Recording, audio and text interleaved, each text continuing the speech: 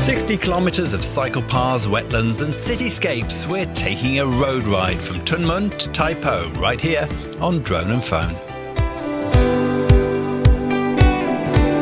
Well, welcome to Drone and Phone. We are in Tuen Mun and we're about to embark on the first of 5 of the best road bike routes in Hong Kong. So I've been trying to get that right for a few times. What are we doing today, Rob? We're starting off in Butterfly Beach in Tuen Mun. We're going to head up along the New Territories new cycle track network through the wetlands on to Shung Shui and down to around Sha Tin, Tai Po, about 60 kilometres, and it's all going to be on bike trail today, so great for road bikes. Time to get going. Here we go. In this series, we're out to find Hong Kong's 5 best road bike rides. To help us with our pursuit, we reached out to local road cyclists for their top recommendations and ran them through the Drone and Phone calculator to take our picks. Whether you're a seasoned road cyclist or just starting out, this mix of rides has something for everyone. And just for the record, we rode mountain bikes as we had to carry the filming gear, but all of these are suitable for road bikes. Our first ride begins at Butterfly Beach, right next to the cycle path. If you're taking the train, you can hop off at the nearby Tuen Mun MTR station. From there, you can join the New Territories cycle track network, where you'll ride along dedicated cycle lanes marked by their signature rusty red colour.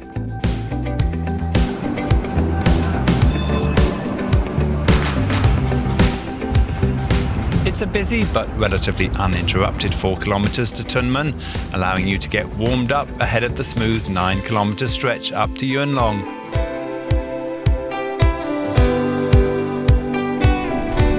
So this first section that we're going to do through Tuen Mun is very flat. It's actually very nice. It's along a river for a good part of it before we start turning off up along the light rail. Now, you do need to get off occasionally when you get to crossings, but I don't know, it's interesting because there's a lot of people around and lots of things to look at, and the train as well.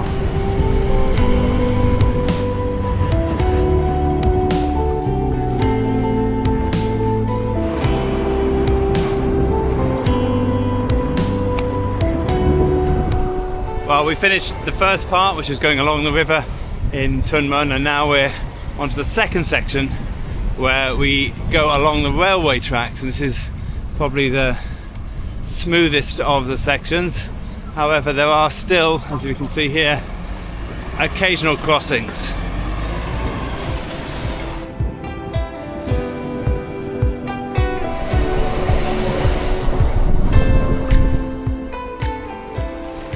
This route offers riders a great variety of scenery. 1 minute you're riding past tall apartment blocks, then gliding alongside rivers, water catchments and wetlands, only to re-emerge into another built-up area.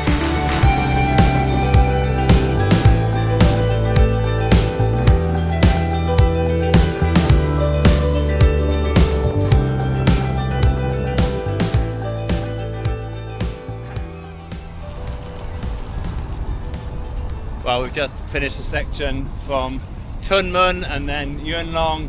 It's very stop-start. It's a great way to get a feel of some of the life up here in the north of the New Territories. But it's not great for road cyclists, particularly if you want to really get a good workout, because you're stopping and starting all the time. But once you get out onto the wetlands, this is really where the fun begins, because as you can see here, absolutely beautiful views as we cycle along Nam San Way. Is it Nam San Way? Nam San Way. Nam San Way. Sorry, Nam San Way.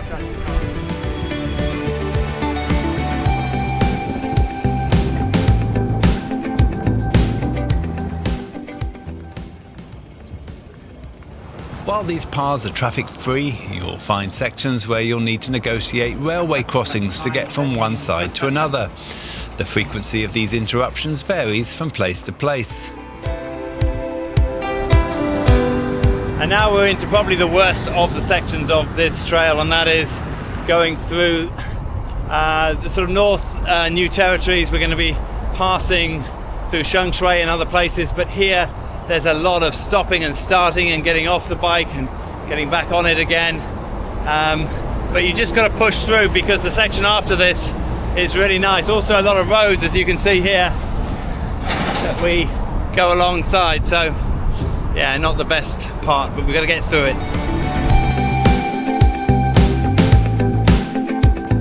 Reaching Sheng Shui, the midpoint, you'll have clocked 30 kilometers and broken the back of this ride, but expect a few twists and turns when passing through Fanling.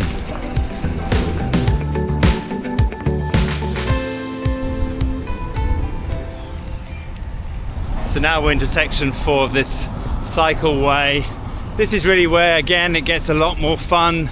Very few stops because you're on a good quality cycle track. We've got a road beside us now, a train track on the other side, but we're going to be out along a river very soon, which is beautiful, and we'll be getting that around sunset. And then we'll be moving on to the final section, which will be along the Tolo Harbour and then down to Sha Tin.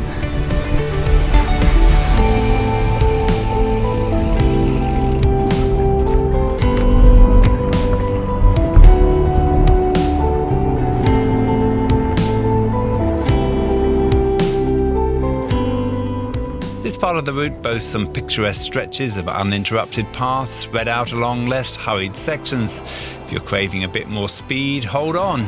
You'll soon find yourself entering faster territory. Well, now we're in section 5, the last of this cycleway, along the Tolo Harbour. You can see that behind me here. We've got it just at sunset. It's absolutely stunning. You can see Patsin Leng behind us as we start to make our way around. And as you can see, it's this part where if you have anything left in your legs, you can give it all, because there's going to be pretty well no stops all the way into Sha Tin. Right, let's get going. If you're a veteran road rider, this final stretch will be satisfying. You can really fly and let off a bit of steam. Make sure to pack front and rear lights for this ride, as they will be essential should you, like us, underestimate how long it will take and finish after dark.